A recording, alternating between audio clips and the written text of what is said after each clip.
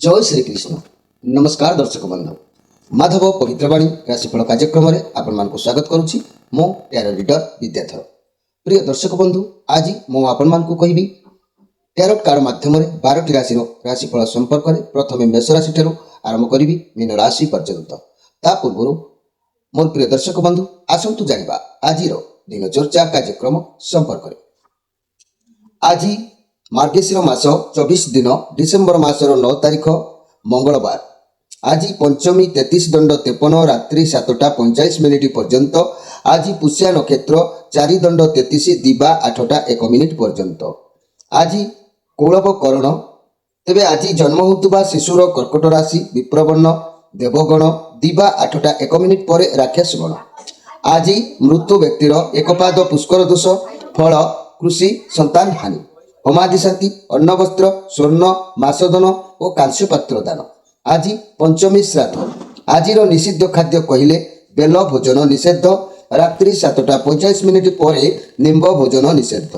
आज अशुभ बेला 12 बेला दिबा 8टा 6 मिनिट पर 10टा मध्य काल रात्रि कहले काल बेला कहले दिबा 2टा 6 मिनिट पर 4टा मध्य काल रात्रि कहले 7टा 56 मिनिट पर 9टा 51 मिनिट मध्य। आउ आजिर शुभ बेला अमृत जोग प्रातरु दिबा 7टा 1 मिनिट मध्य दिबा 7टा 48 मिनिट पर 1:48 मिनिट मध्य रात्रि 7टा 26 मिनिट पर 8टा 13 मिनिट मध्य रात्रि 9टा 33 मिनिट पर 11टा 29 मिनिट मध्य 1:05 मिनिट पर 2टा 41 मिनिट मध्य 3टा 16 मिनिट पर 5टा 4 मिनिट मध्य। आजिर महेंद्र जोग कहले अस्तरु रात्रि 7टा 31 मिनिट मध्य। प्रिय दर्शक बंधु, ये थिला 12टी राशि राशिफल संपर्क में संक्षेप कहवा आगु जहाँकि आज दिन चर्चा कार्यक्रम संपर्क में संक्षेप बार्ता आपण मानक थिला। एबे आसंतु से 12टी राशि राशि व्यक्ति मान भाग्य कौन अच्छी आम देखा। प्रथमे मेष राशि ठारू आरंभ करवा मीन राशि पर्यंत देखा कौन आसुची। जय श्रीकृष्ण। डिसेम्बर 9 तारीख मंगलवार कौन आसुची मोर प्रिय 12टी राशि व्यक्ति मान भाग्य। प्रथमे मेष राशि।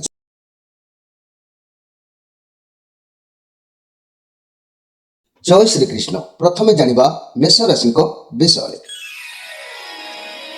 मेष राशि आज आपण जजमेंट कार्ड आसी समय कौचे आपण निजक आज देखु आपण कौन करुँच क्यों लाइन आज आपंकर मन जाऊँगी आपण अन्य माने कौन करुँच कौन ना ताऊपर आज आदौ ध्यान दिंतु ना निज कर्म उपर ध्यान रखु निज कार्य उपर आज ध्यान रखु। लोक मैंने आपण को आपण कर्म को विचार करेंगे एवं आगक आपण बहुत बड़ डिसीजन नबार हो पारे। जदि भी अतीत में आपण बहुत श्रम परिश्रम दान किंबा अन्य को साहाय्य एभली किसी भी प्रोग्राम करें आपन को निश्चित न्याय मिलिबो विचार करा जाउची कार्य को। काना ये चंद्रमांकर कार्ड अच्छी आपन को मस्तिष्क भितर किछि ना किछि गोटे कथा को लेकिन आपन रनिंग होची सब बेले किछि ना किछि गोटे चालुची।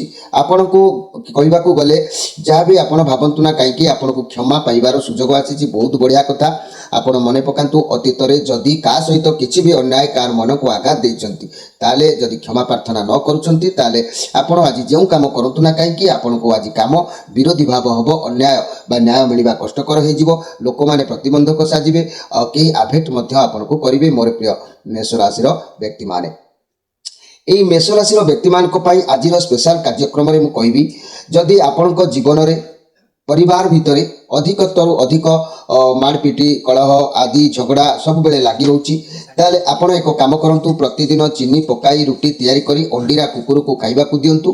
पारिवारिक अशांति दूर हबो अनावश्यक खर्च बंद हबो परिवार अजथा झगड़ा मारपिटी कलह आदि देखा जिवो नाही। एबे आसंतु देखिबा वृष राशि विषय।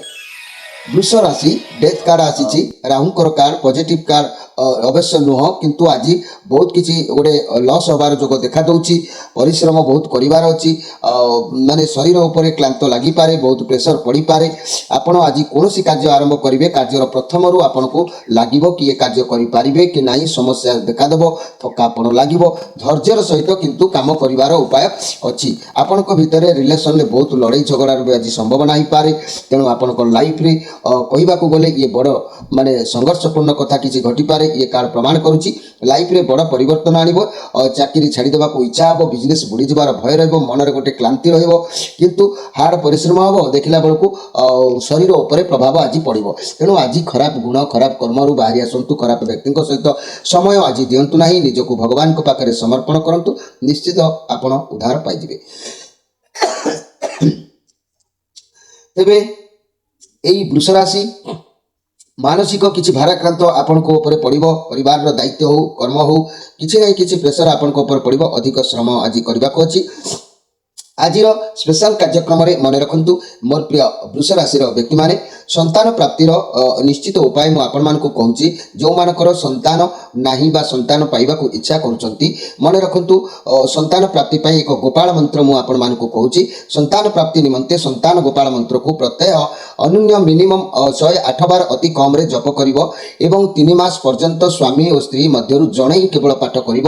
ତାପରେ 3 ମାସ ଶେଷ ହେଲା ପରେ 5 ଜଣ ବ୍ରାହ୍ମଣକୁ ହଉ କିମ୍ବା ବାଳକମାନଙ୍କୁ ହଉ ଯଥାଶକ୍ତି କିଛି ମିଷ୍ଟାନ ସହିତ ଭୋଜନ ଦାନ କରାଇବ। କୃଷ୍ଣଙ୍କର ଶିଶୁ ସମର ଫଟୋ କିମ୍ବା ମୂର୍ତ୍ତି ଶୟନ କକ୍ଷରେ ଟାଙ୍ଗିକି ରଖିବ। ମନ୍ତ୍ରଟି ମନେ ରଖନ୍ତୁ, ଦେବକୀ ସୁତ ଗୋବିନ୍ଦ ବାସୁଦେବ ଜଗତପତେ ଦେହି ମେ ତନୟ କୃଷ୍ଣ ତ୍ୱାମହଂ ଶରଣଂ ଗତ। ତେଣୁ ମୋର ପ୍ରିୟ ବୃଷ ରାଶିର ବ୍ୟକ୍ତିମାନେ, ସନ୍ତାନ ପାଇଁ ଯେଉଁମାନଙ୍କର ଇଚ୍ଛିତ ଅଛି ସେମାନେ ହିଁ କେବଳ ଏହି ମନ୍ତ୍ରକୁ ଜାଗରଣ କରିପାରିବେ। ଏବେ ଆସନ୍ତୁ ଦେଖିବା ମିଥୁନ ରାଶିଙ୍କ ବିଷୟରେ। ମିଥୁନ ରାଶି 6 ଅଫ୍ ସୋର୍ସ କାର୍ଡ଼ ବହୁତ ବିଷମ ପରିସ୍ଥିତିରେ ଗତି କରୁଛନ୍ତି। ଯାହା ବି ପରିସ୍ଥିତି ଆସୁ କିନ୍ତୁ ଆପଣ ଆଶା କେବେ ଛାଡ଼ନ୍ତୁ ନାହିଁ। ସରଳ ଉପାୟକୁ ଆପଣେଇ ଆଗକୁ ବଢ଼ନ୍ତୁ। କୁଆଡ଼େ ଯିବାର ଏକ ଯୋଜନା କରିପାରନ୍ତି। ଆଜି ରିଲେସନସିପ୍ ଭଲ ରହିବ। ଯାହା ବି କଠିନ ପରିସ୍ଥିତି ଥିଲା ତାହାକୁ ପାର କରିପାରିବେ। ଯଦି ବି ସିଙ୍ଗଲ ଅଛନ୍ତି, ପୁରୁଣା ଖରାପ ସମ୍ପର୍କରୁ ବାହାରି ଆସିଛନ୍ତି ଏବଂ ଆଗକୁ ବଢ଼ୁଛନ୍ତି, କ୍ୟାରିୟର ଏବଂ ଅର୍ଥ ବାବଦରେ ଆପଣ କର୍ମକ୍ଷେତ୍ରରେ ଯାହା ବି ଖରାପ ପରିସ୍ଥିତି ଥିଲା ତାହା ଠିକ୍ ନିଶ୍ଚିତ ହେବ। ବ୍ୟବସାୟରେ ଆପଣ ବାହାରକୁ ଯାଇପାରନ୍ତି। ଫାଇନାନ୍ସିଆଲ ଟିକେ ପ୍ରୋବ୍ଲେମ୍ ଯାହା ଥିଲା ତାହା ଠିକ୍ ହେଇଯିବ। ପରିସ୍ଥିତି କହୁଛି କୌଣସି ନିଷ୍ପତ୍ତି ଆପଣ ଟିକେ ନେବାରେ ଫାଇନାଲ କରିପାରୁନାହାନ୍ତି। ପୁରୁଣା କଥା, ପୁରୁଣା କାର୍ଯ୍ୟ, ପୁରୁଣା ଚିନ୍ତାକୁ ଛାଡ଼ି ଆଗକୁ ବଢ଼ନ୍ତୁ। ନିଶ୍ଚିତ ଭାବରେ ଅସୁବିଧା ବା ସମସ୍ୟାର ସାମ୍ନା କରି ଆପଣ ପାର ମଧ୍ୟ ହେବେ। ଆପଣଙ୍କର ପରିସ୍ଥିତି ଆଗଠୁ ଅଧିକ ଭଲ ଅଛି। ସବୁକିଛି ବୁଝିପାରିବେ, ଠିକ୍ ଡିଲ୍ କରିପାରିବେ। ଆପଣ ନୂଆ ଦିଗକୁ ଗତି କରୁଛନ୍ତି। ଭଗବାନ ଯାହା କରୁଛନ୍ତି ପ୍ରାଣୀର ମଙ୍ଗଳ ପାଇଁ।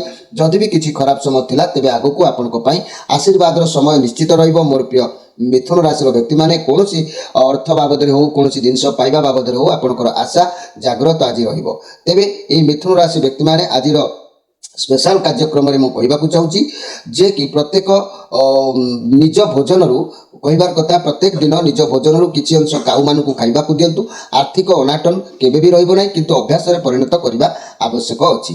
ଏବେ ଆସନ୍ତୁ ଦେଖିବା ଯାହାକି କର୍କଟ ରାଶିଙ୍କ ବିଷୟରେ। କର୍କଟ ରାଶି ଆପଣଙ୍କ ପାଇଁ କାର୍ଡ଼ ଆସିଛି ଦ ହର୍ମିଟ୍, ମଙ୍ଗଳଙ୍କର କାର୍ଡ଼ ଅଛି। ଆଜି ଆପଣଙ୍କର ମାଇଣ୍ଡ ଟିକେ ଥଣ୍ଡା ରହିବାର ଯୋଗ ଦେଖାଦେଉଛି। ଲାଇଫ୍ ଭିତରେ ଉଚ୍ଚ ନିଚ ଜିନିଷ ଯାହା ଅଛି ତାକୁ ଆପଣ ବିଚାର କରିବାର ଅଛି। ଆପଣଙ୍କ ଭିତରେ ବହୁତ କ୍ଷମତା ଯେ କିଛି ବି ହଠାତ୍ କରିପାରିବେ। କିଛି କରିବା ଆଗରୁ କାହାର ପରାମର୍ଶ ଲୋଡ଼ିବାକୁ ଯଦି ପଡ଼ୁଛି ଲୋଡ଼ନ୍ତୁ। ଇଏ ଆପଣଙ୍କ ପାଇଁ ଲାଭଦାୟକ ନିଶ୍ଚିତ ରହିବେ। ଆଜିର କଥା କହିଲେ ଆପଣ ଏକୁଟିଆ ଆଜି ରହିବାକୁ ପସନ୍ଦ କରିବେ। ନିଜ ସହିତ ନିଜେ ଟାଇମ୍ ସ୍ପେଣ୍ଡ କରିବେ। ଆପଣଙ୍କର ବହୁତ ସମସ୍ୟା ଚାଲୁଛି, ତେବେ ନିଜେ ଏକୁଟିଆ ସ୍ଥିର ମନରେ ଭାବିକି ଚିନ୍ତା କରନ୍ତୁ। ସମସ୍ୟାର ସମାଧାନ ଅବଶ୍ୟ ଆପଣଙ୍କୁ ମିଳିବ। ନିଜ କ୍ୟାରିୟର, ନିଜ ପଇସା, ନିଜ ପ୍ରତି ଆପଣ ଯତ୍ନ ନିଅନ୍ତୁ। ସ୍ୱାସ୍ଥ୍ୟ କଥା କହିଲେ ଆପଣଙ୍କୁ ବିଶ୍ରାମ କରିବାକୁ ସମୟ ଟିକେ ମିଳୁନାହିଁ। ଆପଣଙ୍କ ଉପରେ ବହୁତ ଓଭରଲୋଡ୍ ରହୁଛି, ବହୁତ ଦାୟିତ୍ୱ ରହୁଛି। ତାହାକୁ ଆଜି ବହନ କରିବା ପାଇଁ ଆପଣ ଚେଷ୍ଟା କରିବେ। କିନ୍ତୁ ଯେହେତୁ ଆଜି ଆପଣଙ୍କର ଶ୍ରୀଚନ୍ଦ୍ର ଯୋଗ ଅଛି, ପ୍ରତ୍ୟେକ କାମକୁ ଆପଣ ଭାବି ଚିନ୍ତି ଦେଖି ଚାହିଁକି କରିବା ଆବଶ୍ୟକ ଅଛି। ତେବେ ଆଜିର ସ୍ପେଶାଲ କାର୍ଯ୍ୟକ୍ରମରେ କହିବାକୁ ଯାଉଛି, ପ୍ରତ୍ୟେକ ଦିନ ରୋଷେଇ ପରେ ପ୍ରଥମେ ରନ୍ଧା ଅନ୍ନ କିଛି ଗାଈକୁ ଖାଇବାକୁ ଦିଅନ୍ତୁ। ଗାଈ ନଥିଲେ କୁକୁରଙ୍କୁ ଖାଇବାକୁ ଦିଅନ୍ତୁ। ଏହା ପରିବାରର ସ୍ୱଚ୍ଛଳତା ବଜାୟ ରହିବାର ସହାୟତା ନିଶ୍ଚିତ ଭାବରେ ରହିବ। ଏବେ ଆସନ୍ତୁ ଦେଖିବା ଯେ କି ସିଂହ ରାଶିଙ୍କ ବିଷୟରେ। ସିଂହ ରାଶି ଇଏ ହେଉଛି ମ୍ୟାଜିସିଆନ୍ କାର୍ଡ଼, ଯାହାକି ଏଇ ମ୍ୟାଜିସିଆନ୍ ଆପଣଙ୍କ ଲାଇଫରେ କିଛି ଗୋଟେ ପରିବର୍ତ୍ତନ ଦେଖାଇବାକୁ ଯାଉଛି। ରାତାରାତି ବଦଳିବାର ଅଛି, ଜାଣିପାରିବେନି ଆଗକୁ ଆହୁରି କିଛି ଭଲ ହେବାର ଦିଗ କହିବ। ଆପଣଙ୍କ ପାଇଁ ଦିନ ଉତ୍ତମ, ପରିବାରର ଦାୟିତ୍ୱ ଭଲ ଭାବରେ ବହନ କରିବେ, କଠିନ ପରିଶ୍ରମ କରିବେ, ଆପଣ ଯାହା ଚାହିଁବେ ଆପଣଙ୍କୁ ପ୍ରାପ୍ତି ହେବ। ଆପଣଙ୍କ ପାଖରେ ପାୱାର ରହୁଛି, ଏନର୍ଜି ରହିବେ, ଯାହା ଚାହିଁବେ ଆପଣ ତାହା କରିବେ, କିନ୍ତୁ ଆପଣଙ୍କୁ ସଫଳତା ମିଳିବ। ଯାହା ଆପଣଙ୍କ ସ୍ୱପ୍ନ ଥିଲା ଠିକ୍ ସମୟ ତାକୁ ବାସ୍ତବରେ ପରିଣତ କରିପାରିବେ। ଆପଣ ନିଜକୁ ଭଗବାନଙ୍କ ପାଖରେ ସମର୍ପଣ କରନ୍ତୁ, କାହାରି କଥା ଭାବନ୍ତୁ ନାହିଁ, କାରଣ ଆଜି ଆପଣଙ୍କ ପାଖରେ ବହୁତ ସମ୍ବଳ ରହିବ। ବର୍ତ୍ତମାନ ଆପଣଙ୍କର ସବୁ ପାୱାର ରହିବ, କାମ ବହୁତ ଭଲ ଚାଲିବ। ଆପଣ ଯାହା ଚାହିଁବେ ତାହା ହିଁ ଆପଣ ଆଜି କରିପାରିବେ ମୋର ପ୍ରିୟ ସିଂହ ରାଶି ବ୍ୟକ୍ତିମାନେ। କିନ୍ତୁ କୌଣସି ଏକ ଉଦ୍ୟମକୁ ନେଇକି ଆପଣଙ୍କର ଖର୍ଚ୍ଚର ବୃଦ୍ଧି ଆଜି ଦେଖାଦେବ, ବ୍ୟୟ ବୃଦ୍ଧି ହୋଇପାରେ। କୌଣସି ବାବଦରେ ହେଉ ବା ବନ୍ଧୁ ସମ୍ପର୍କରେ ହେଉ ବା କୌଣସି କାର୍ଯ୍ୟକୁ ନେଇକି ହେଉ ବ୍ୟୟ ବୃଦ୍ଧି ହେବାର ଯୋଗୁଁ ଆଜି ଆପଣଙ୍କର ଦେଖାଦେଉଛି। ତେବେ ଆଜିର ସ୍ପେଶାଲ କାର୍ଯ୍ୟକ୍ରମରେ ମନେ ରଖନ୍ତୁ, ଦୈନିକ ସ୍ନାନ ପରେ ପିମ୍ପୁଡ଼ି ଗାତ ପାଖରେ ଚିନି ମିଶ୍ରିତ ଅଟା କିମ୍ବା ଅରୁଆ ଚାଉଳ ଦିଅନ୍ତୁ। ଏହା ପରିବାରର ସମ୍ବନ୍ଧ ବଜାୟ ରହିବାର ସହାୟତା ନିଶ୍ଚିତ ଭାବରେ ରହିବ। ଏ ଅଭ୍ୟାସ ଜାରି ରଖନ୍ତୁ। ଏବେ ଆସନ୍ତୁ ଦେଖିବା କନ୍ୟା ରାଶିଙ୍କ ବିଷୟରେ। କନ୍ୟା ରାଶି କିଙ୍ଗ ଅଫ୍ କପ୍ କାର୍ଡ଼ ଆସିଛି, ବହୁତ ଶକ୍ତିଶାଳୀ କାର୍ଡ଼ ଅଛି, ବହୁତ ଟ୍ୟାଲେଣ୍ଟ କାର୍ଡ଼ ଅଛି। ଆପଣ ଆଜି ଜିତିବେ, ବାଜିରେ ମଧ୍ୟ ଜିତିବେ। ଲୋକମାନଙ୍କ ପାଇଁ ଭଲ ଚିନ୍ତାଧାରା ମନ ଭିତରେ ରହିବ। ଯାହା ଲୋକମାନେ ଭାବୁଛନ୍ତି ଆପଣ ସ୍ୱତନ୍ତ୍ର ଭିନ୍ନ, ଆପଣ ସର୍ବଦା ସବୁ କାର୍ଯ୍ୟ କରିବାକୁ ଆଜି ପ୍ରସ୍ତୁତ ରହିବେ। ଆପଣଙ୍କର ଦୂରଯାତ୍ରା କରିବାର ଯୋଗ କହୁଛି, ଯାଇପାରନ୍ତି, ସମସ୍ତଙ୍କ ସହିତ ସୁସମ୍ପର୍କ ରହିବ। ଇଏ ବହୁତ ପଜିଟିଭ୍ କାର୍ଡ଼ ଅଛି। ତେବେ ଆଜି ଆପଣଙ୍କର ନିଶ୍ଚିତ ହାତକୁ କୌଣସି ଅର୍ଥ କିମ୍ବା ଦ୍ରବ୍ୟ ଲାଭ ହେବ। ଆପଣଙ୍କୁ କିଛି ନାହିଁ କିଛି କେଉଁଠାରୁ ପ୍ରାପ୍ତି ହେବାର ଯୋଗ ଦେଖାଦେଉଛି। ଦିନ ବହୁତ ସୁନ୍ଦର ଅଛି ମୋର ପ୍ରିୟ କନ୍ୟା ରାଶିର ବ୍ୟକ୍ତିମାନେ। ତେଣୁ ଆଜି ମନେ ରଖନ୍ତୁ, ମାନସିକ ଦୁଶ୍ଚିନ୍ତା ଲାଗି ରହୁଥିଲେ କି ଦୁଃସ୍ୱପ୍ନ ଦେଖୁଥିଲେ, ରାତିରେ ଶୋଇଲା ବେଳେ ଗୋଟିଏ ଲୋଟାରେ କ୍ଷୀର ଜଳ ମିଶାଇ ଭର୍ତ୍ତି କରି ଖଟ ତଳେ ଢାଙ୍କି ରଖନ୍ତୁ। ସକାଳୁ ଉଠି ଉକ୍ତ କ୍ଷୀର ମିଶ୍ରିତ ଜଳକୁ ତୁଳସୀ ଗଛ ମୂଳରେ ଢାଳନ୍ତୁ। ଗାଧୋଇବା ଦରକାର ନାହିଁ, ଏହା ଫଳରେ ମାନସିକ ଶାନ୍ତି ପ୍ରାପ୍ତି, ଅନେକ ସମସ୍ୟାର ସମାଧାନ ଆପଣଙ୍କୁ ଅବଶ୍ୟ ମିଳିବ। ଏଥିରେ ସନ୍ଦେହ କରିବାର କିଛି ନାହିଁ ମୋର ପ୍ରିୟ କନ୍ୟା ରାଶିର ବ୍ୟକ୍ତିମାନେ। ଏବେ ଆସନ୍ତୁ ଦେଖିବା ତୁଳା ରାଶିଙ୍କ ବିଷୟରେ। ତୁଳା ରାଶି ଦ ଷ୍ଟାର କାର୍ଡ଼ ଅଛି, ଶନିଙ୍କର କାର୍ଡ଼, ପଜିଟିଭ୍ କାର୍ଡ଼। ଆପଣଙ୍କର ଏ କାର୍ଡ଼ ନେଗେଟିଭ୍ ଆସିଛି, ଯାହାକି ସରି ଏ ଷ୍ଟାର କାର୍ଡ଼ ଅଛି, ଏ କାର୍ଡ଼ ରିଭର୍ସ କାର୍ଡ଼ ଆସିଛି। ଆଶୀର୍ବାଦ ରହୁଛି, କୌଣସି ପ୍ରକାର ଛନ୍ଦ କପଟ ମନ ଭିତରେ ରଖିବେ ନାହିଁ, ସବୁ କାର୍ଯ୍ୟ ଉପରେ ଆପଣ ଆଜି ନଜର ପକାଇବେ। କିନ୍ତୁ ରିଭର୍ସ ଯେହେତୁ ଅଛି, ବହୁତ ଯତ୍ନହୀନ ଆଜି ଅନୁଭବ କରିବେ ନିଜକୁ। ଖରାପ ଜିନିଷ ପ୍ରତି ଅଧିକ ଆପଣଙ୍କର ମନ ଆଜି ଆକର୍ଷିତ ରହିବ। କାର୍ଯ୍ୟରେ ବାଧାବିଘ୍ନ ଆସିପାରେ। ଆପଣ ଯାହା ବି କାର୍ଯ୍ୟ କରୁଛନ୍ତି ବାଧା ଆସୁଛି, ଆପଣ ଭାବି ପାରୁନାହାନ୍ତି କି ଆଗକୁ ଚାଲୁ ରଖିବେ କି ନାହିଁ। ଆପଣଙ୍କୁ ଲାଗିବ ଯେ ମୁଁ ଯାହା ବି କାମ କରୁଛି ସେସବୁ ଯାହାକି ୟୁଜଲେସ୍ ଅଟେ, ତେଣୁ ଏହାକୁ କରିବି କି ନାହିଁ, ଏମିତି ମନୋଭାବ ମନ ଭିତରେ ଉନ୍ମୁକ୍ତ ବା ଜାଗ୍ରତ ରହିବ। ତେଣୁ ଆପଣ ବହୁତ କ୍ଷମତାହୀନ ଆଜି ଅନୁଭବ କରିବେ। ଯାହା ବି କାମ କରିବେ ବିଫଳତା ମିଳିବାର ଯୋଗ କହୁଛି। ନେଗେଟିଭ୍ ଭାବନା ମନକୁ ଆସିପାରେ, କାମରେ ଅଳସୁଆ ରହିବ, ଯାହାଦ୍ୱାରା କାମରେ ବହୁତ କ୍ଷତି ହେବାର ଯୋଗ କହୁଛି। କାହିଁକି ନା ଇଏ ରିଭର୍ସ କାର୍ଡ଼ ଆସିଛି, ତେଣୁ କର୍ମ ଚଞ୍ଚଳତା ଆଜି ରହିବେ। ବହୁତ ମାଇଣ୍ଡ ଡିଷ୍ଟର୍ବାନ୍ସ ରହିବ, ଯାହାକି କର୍ମ ବରାବର ଚଞ୍ଚଳତା ଭିତରେ ସମୟକୁ ଆପଣ ଆଜି ସମାପ୍ତି କରିବେ। ଏବେ ଆଜିର ସ୍ପେଶାଲ କାର୍ଯ୍ୟକ୍ରମରେ ମନେ ରଖନ୍ତୁ ମୋର ପ୍ରିୟ ଯାହାକି ତୁଳା ରାଶିର ବ୍ୟକ୍ତିମାନେ, ଯଦି ମାନସିକ ଦୁଶ୍ଚିନ୍ତା ଆପଣଙ୍କ ଭିତରେ ବାରମ୍ବାର ଲାଗି ରହୁଛି କିମ୍ବା ଦୁଃସ୍ୱପ୍ନ ଦେଖୁଛନ୍ତି, ରାତିରେ ଶୋଇଲା ବେଳେ ଗୋଟିଏ ଲୋଟାରେ କ୍ଷୀର ଜଳ ମିଶାଇ ଭର୍ତ୍ତି କରି ଖଟ ତଳେ ଢାଙ୍କି ରଖନ୍ତୁ। ସକାଳୁ ଉଠି ଉକ୍ତ କ୍ଷୀର ମିଶ୍ରିତ ଜଳକୁ ତୁଳସୀ ଗଛ ମୂଳରେ ଢାଳନ୍ତୁ। ଗାଧୋଇବା ଆଦୌ ଦରକାର ନାହିଁ, ଏହା ଫଳରେ ମାନସିକ ଶାନ୍ତି ପ୍ରାପ୍ତି ହେବ। ଅନେକ ସମସ୍ୟାରୁ ଆପଣଙ୍କୁ ସମାଧାନ ମିଳିବାର ଯୋଗ ନିଶ୍ଚିତ ଭାବରେ ଆସିଯିବ। ଏବେ ଆସନ୍ତୁ ଦେଖିବା ବିଛା ରାଶିଙ୍କ ବିଷୟରେ। ବିଛା ରାଶି ଯିଏକି କହିବାକୁ ଗଲେ ବିଛା ରାଶି ଯାହାକି ये जो कार्ड आसी ये हूँ 7 ऑफ पेंटाक्लोज कार्ड आसी। तेणु ये केतुंकर कार्ड अच्छी बिछा राशि जेहेतु ये कार्ड पॉजिटिव अच्छी आपंकर कौन कार्य को आप अपेक्षा करते परिश्रम फल आपको निश्चित मिल किसी भी आप योजना करुँच जो योजना अन्य मान सहित सेयार कर आलोचना समालोचना करपारती आपण अतीत जहाँ भी श्रम व परिश्रम करते निश्चित भल फल आपको मिल कार्य करूँ धैर्य रखु धैर्य न हराई आगक चलतु कहारी कथा शुणु ना आपण क्यारियर आप व्यवसाय जिते हार्ड परिश्रम करेंगे से आपको फल पूर्ण फल आपको प्राप्ति हम ये विचार राशि जदि आप जदि आपंकर कौन कथा को लेकिन मतिभ्रम हो बुझा विलंबित होती कार परामर्श आज लोड़ी पारती कार्य सहित निजर समस्या को लेकिन आलोचना आज कर जोग देखा दूसरी। तेज ये विचार राशि आपन को कहबार अच्छी कौन रविवार दिन मुझे कहि आज स्पेशल कार्यक्रम जदि कौन शनिवार ସନ୍ଧ୍ୟାରୁ ଆରମ୍ଭ କରି କ୍ରମାୟନ ଅନୁସାରେ 7 ଦିନ ସନ୍ଧ୍ୟାରେ ମାଟି ସରାରେ ଜଳନ୍ତା ଅଙ୍ଗାର ରଖି ତାପରେ କପତ ବିଷ୍ଠା ଦେଉଳ ପାରା ପକାଇ ଅର୍ଥାତ୍ ତାର ବିଷ୍ଠାକୁ ପକାଇ ଧୂଆଁ ଉଠାଇଲେ, ପ୍ରତି କୋଠରରେ ଧୂଆଁ ଦେଲେ, ଏଭଳି କଲେ ପରିବାରରେ କପତ ବିଷ୍ଠା ରହିବା କାରଣରୁ କେବେ ହିଂସା କଳହ ଏସବୁ ଦେଖାଯାଏ ନଥାଏ, ଏସବୁ ଦୂରୀଭୂତ ହୋଇଥାଏ। ଏବେ ଆସନ୍ତୁ ଦେଖିବା ଯେ କି ଧନୁ ରାଶିଙ୍କ ବିଷୟରେ। ଧନୁ ରାଶି ଆପଣଙ୍କ ପାଇଁ 3 ଅଫ୍ ସୋର୍ସ କାର୍ଡ ଆସିଛି। କେହି ବିଶ୍ୱାସଘାତକ କରିବାର ଛଳନା କରିପାରେ। ଆଜି ଆପଣ ଗଭୀର ଚିନ୍ତାରେ ରହିବାର ସହଯୋଗ ଦେଖାଯାଉଛି। କାହା ସହ ଭୁଲ ବୁଝାମଣା ଆପଣଙ୍କର ହେଇପାରେ। ତେଣୁ ମୋ କହିବା କଥା ଯାହାଦ୍ୱାରା ସବୁ ପରିସ୍ଥିତିକୁ ଆମକୁ କିଛି ନା କିଛି ଶିକ୍ଷା ମିଳିଥାଏ। ଏଭଳି ଦୁଃଖ, ଏଭଳି ସମସ୍ୟା, ଏଭଳି ଘଟଣା ଘଟିଲେ ମଣିଷ ଠକିଲେ ଶିଖେ। ତେଣୁ ଆପଣଙ୍କର ଆଜି ସେଭଳି କିଛି ସ୍ଥିତି ଦେଖାଦେବ। ସମସ୍ୟାକୁ ସମାଧାନ କରନ୍ତୁ। ଏଠି ଗୋଟେ କଥା ଆସୁଛି, କିଛି ଲୋକଙ୍କର ଡିଭୋର୍ସ ବ୍ରେକଅପ୍ ହେଇପାରେ, ହୋଇଯିବାର ସମ୍ଭାବନା ରହୁଛି। ତୃତୀୟ ଲୋକ କେହି ଆପଣଙ୍କ ସମ୍ପର୍କ ଭିତରେ ପଶିକି ଆପଣଙ୍କୁ ଖରାପ କରୁଛନ୍ତି। ଯେହେତୁ ये 3 ଅଫ୍ ସୋର୍ସ କାର୍ଡ, ये ବୃହସ୍ପତିଙ୍କର କାର୍ଡ ଅଛି। ଆପଣ ଦୁଃଖିତ ରହିବେ। ଆପଣଙ୍କୁ ଯାହାକି ବିଶ୍ୱାସଘାତକ କେହି ଗୋଟେ ଆପଣଙ୍କ ସହିତ କରିବାର ଯୋଗ ଦେଖାଦେଉଛି। ତଥାପି ଯାହା ହେଉଛି ଆପଣଙ୍କର ପାଇଁ ଭଲ ବୋଲିକି ଭାବନ୍ତୁ। ଈଶ୍ୱରଙ୍କୁ ଭରସା କରନ୍ତୁ, ସବୁ ଭଲ ହେବ। ମନି କ୍ୟାରିୟର କ୍ଷେତ୍ରରେ ଚାକିରିରେ ବାଧା ଆସିବ। ଫାଇନାନ୍ସିଆଲ ଲସ୍ ଦେଖାଦେଇପାରେ। ଆଜି ଦିନ ଏତେ ଖାସ୍ ନାହିଁ। ଯେହେତୁ ମୋର ପ୍ରିୟ ଧନୁରାଶି, କିଛି ବି ସୁଖ ଆପଣଙ୍କ ହାତ ମୁଠାରୁ ଖସିଯିବ। ମନ ଟିକେ ଦୁଃଖ ରହିବାର ଯୋଗ ଦେଖାଦେଉଛି।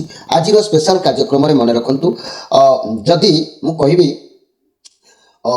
ପ୍ରତିଦିନ ଚିନି ପକାଇକି ରୁଟି ତିଆରି କରି ଅଣ୍ଡିରା କୁକୁରକୁ ଖାଇବାକୁ ଦିଅନ୍ତୁ। ପାରିବାରିକ ଅଶାନ୍ତି ଦୂର ହେବ। ଆବଶ୍ୟକ ଖର୍ଚ୍ଚ ବନ୍ଦ ହେବ। ପରିବାରର ଅଯଥା ଝଗଡ଼ା, ମାଡ଼ ପିଟି, କଳି ଆଦୌ କେବେ ବି ଦେଖାଦେବ ନାହିଁ। ଆପଣ ଏହାକୁ ମାନନ୍ତୁ, ନିଶ୍ଚିତ ସଫଳ ସୀମାରେ ପହଞ୍ଚି ପାରିବେ। ଏବେ ଆସନ୍ତୁ ଦେଖିବା ଯେ କି ମକର ରାଶିଙ୍କ ବିଷୟରେ। ମକର ରାଶି ଆପଣଙ୍କ ପାଇଁ କାର୍ଡ ଆସିଛି 8 ଅଫ୍ ୱାଣ୍ଡସ୍ କାର୍ଡ ଆସିଛି। ଯେ କି ଆପଣଙ୍କ ପାଖକୁ ସମସ୍ୟା ଆସିବ, ଆପଣ ତାକୁ ଧୀରେ ଧୀରେ ସମାଧାନ କରିବେ।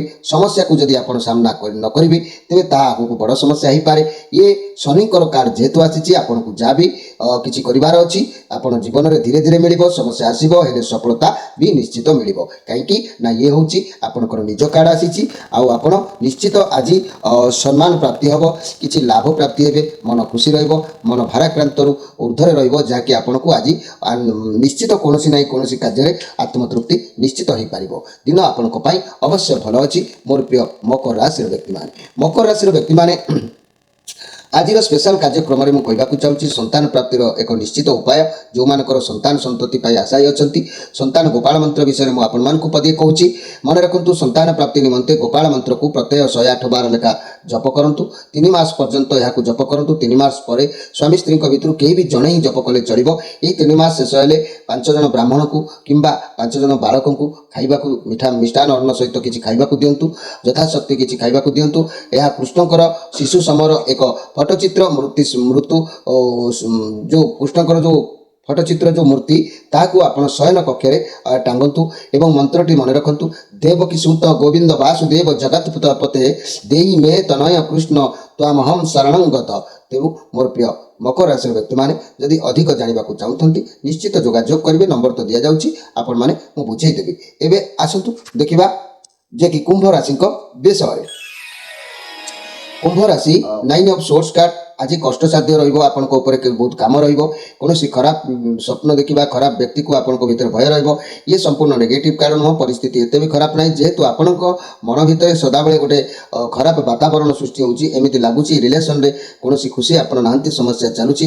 ଆପଣଙ୍କ ମନରେ ବହୁତ ଯନ୍ତ୍ରଣା ରହିଛି। ଯଦି ବି ସିଙ୍ଗଲ ଅଛନ୍ତି ତେବେ ଆଜି ବି ଆପଣ ଅତୀତର କଥାକୁ ଧରିକି ବହୁତ ଦୁଃଖିତ ଅଛନ୍ତି। ଅତୀତର କଥାକୁ ଭାବନ୍ତୁ ନାହିଁ, ଆଗକୁ ବଢ଼ି ଚାଲନ୍ତୁ। ଭଲ ନିଶ୍ଚିତ ହେବ। ମୋର ପ୍ରିୟ କୁମ୍ଭ ରାଶି, ଆପଣଙ୍କର କେହି ସୁଦୂର ବ୍ୟକ୍ତି ଫୋନ୍ ମାଧ୍ୟମରେ ଆପଣଙ୍କ ସହିତ କଣ୍ଟାକ୍ଟରେ ଅଛନ୍ତି, ବହୁତ ଦିନର ଧରି ସମ୍ପର୍କ ରହିଛି। ତାଙ୍କର ସହିତ ଆପଣ ଆଜି ଟାଇମ୍ ପାସ୍ କରିବେ। ସେ ଆପଣଙ୍କର ହୃଦୟର ମନର ବେଦନାକୁ ବୁଝିବେ। ସେ ହିଁ ଆପଣଙ୍କୁ ଶେଷ ଜୀବନ ପର୍ଯ୍ୟନ୍ତ ନିଶ୍ଚିତ ଭାବରେ ସହାୟତାର ହାତ ବଢ଼ାଇ ପାରନ୍ତି। ଏମିତି ବି ଆପଣଙ୍କର ଆଜି ଅନଲାଇନ୍ ମାଧ୍ୟମରେ କିମ୍ବା ଫୋନ୍ ମାଧ୍ୟମରେ ସେହି ପୁରୁଣା ବ୍ୟକ୍ତିଙ୍କ ସହିତ ସାକ୍ଷାତ ନିଶ୍ଚିତ ଭାବରେ କିମ୍ବା ଯୋଗାଯୋଗ ହେବାର ସମ୍ଭାବନା ଦେଖାଦେଉଛି। ମୋର ପ୍ରିୟ କୁମ୍ଭ ରାଶି, ଆଉ ଶତ୍ରୁ ହାନିର ଯୋଗ ରହୁଛି। ତେଣୁ ଆଜି ଅଧିକ ଚିନ୍ତାର୍ଥୀ ନ ହୋଇ ନିଜର ମାଇଣ୍ଡକୁ ଠିକ୍ ଭାବରେ ପରିଚାଳିତ କରନ୍ତୁ। ଆଉ ସମୟ ତ ଆଗକୁ ଭଲ ଆସୁଛି, ଧୈର୍ଯ୍ୟ ରଖନ୍ତୁ। ମୋର ପ୍ରିୟ କୁମ୍ଭ ରାଶିର ବ୍ୟକ୍ତିମାନେ, କୁମ୍ଭ ରାଶିର ବ୍ୟକ୍ତିମାନେ ଆଜିର ସ୍ପେଶାଲ କାର୍ଯ୍ୟକ୍ରମରେ ମୁଁ କହିବାକୁ ଚାହୁଁଛି, କୌଣସି ରବିବାର ଦିନ ଯଦି ଆପଣଙ୍କର ସ୍ୱାମୀ ସ୍ତ୍ରୀଙ୍କ ଭିତରେ କିଛି ଘଟଣା ଘଟୁଛି, କୌଣସି ରବିବାର ଦିନ ସ୍ୱାମୀର ଡାହାଣ ଗୋଡ଼ ବୁଢ଼ା ଆଙ୍ଗୁଳିକୁ ଧୋଇଲେ ପରିଷ୍କାର କରିଦେବ। ତାପରେ ଏକ ତମ୍ବା ପାତ୍ରରେ ପାଣି ରଖି ସ୍ୱାମୀକୁ ଉକ୍ତ ପାଣିରେ ସେହି ବୁଢ଼ା ଆଙ୍ଗୁଳିକୁ ବୁଡ଼େଇବାକୁ କୁହନ୍ତୁ। ଏହାପରେ ନିଜେ ସେହି ପାଣି ପିଇ ଦିଅନ୍ତୁ। ଏହିପରି 7 ରବିବାର କରନ୍ତୁ। ଏଭଳି କଲେ ସ୍ୱାମୀ ସ୍ତ୍ରୀ ମଧ୍ୟରେ କେବେ ବି ମନାନ୍ତର ଦେଖାଦେବ ନାହିଁ। ଏହାକୁ ମାନନ୍ତୁ, ନିଶ୍ଚିତ ଆଧାରରେ ସରଳ ଉପାୟରେ ଆପଣଙ୍କ ସଂସାର ହସି ଉଠିବ। ଏବେ ଆସନ୍ତୁ ଦେଖିବା ଯେ କି ମୀନ ରାଶିଙ୍କ ବିଷୟରେ। ମୀନ ରାଶି ଆପଣଙ୍କ ପାଇଁ କାର୍ଡ ଆସିଛି ନାଇଟ୍ ଅଫ୍ ପେଣ୍ଟାକ୍ଲସ୍ କାର୍ଡ ଅଛି, ଯାହାକି ଆପଣଙ୍କର ଶାନ୍ତ ସ୍ୱଭାବ ମନ ଆଜି ରହିବ। ଆଗକୁ କ୍ୟାରିୟର ରିଲେଟେଡ୍ କୌଣସି ଚିନ୍ତାରେ ଆପଣ ରହିବେ। ଆଜି କଠିନ ପରିଶ୍ରମ କରିବେ, ଧୈର୍ଯ୍ୟ ବି ରହିବ। ପଜିଟିଭ୍ କାର୍ଡ ଅଛି, ଆପଣଙ୍କର କାର୍ଯ୍ୟକୁ ଏକାଗ୍ରତା ନିଷ୍ଠାର ସହିତ କରିବା ପାଇଁ ଆପଣ ଉଦ୍ୟମ ଜାରି ରଖିବେ। ସଫଳ ସୀମାରେ ମଧ୍ୟ ଆପଣ ପହଞ୍ଚି ପାରିବେ।